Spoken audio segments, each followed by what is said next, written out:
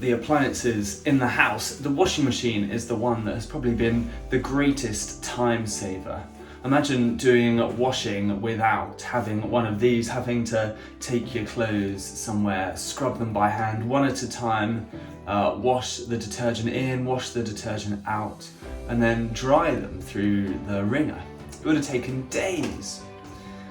We've got 2 kids, and so this washing machine's on pretty much every day, at least twice, just to get through the amount of dirty clothes they produce.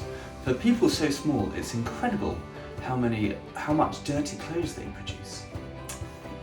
There's a line in the Bible, in Psalm 51, that says, "Wash me thoroughly from my iniquity and cleanse me from my sin." In the same way that the washing machine takes dirty clothes and makes them clean, God takes us, dirty and broken as we are, and makes us clean. I wonder if you remember the Daz advert from years ago. Makes whites whiter than white.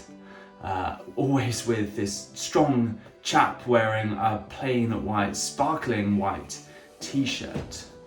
Usually the advert starts with someone spilling some muck down that plain white t-shirt, mud, ketchup, bolognese sauce, something like that. And the advert going on to show how Daz, other laundry detergents are available, how Daz gets it out, makes it whiter than white. God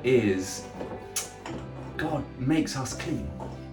When we ask for forgiveness, God takes all our dirt, all that mess that we managed to spill on ourselves, all the sin that we managed to do ourselves, and the mess that people manage to get on us as well. Because sometimes life just gets on us, doesn't it? Dirt gets on us through no fault of our own. But God washes us clean of that as well. Not that it's our fault, but it just can sort of make us a bit messy, can't it? And so God takes that and makes us clean from it. He washes us thoroughly. He cleanses us. He makes us whiter than snow. As it says later down, verse 7, "Wash me, and I shall be whiter than snow." So take a moment today and ask God to make you clean again. Thank Him that by Jesus' death on the cross, we can be made clean.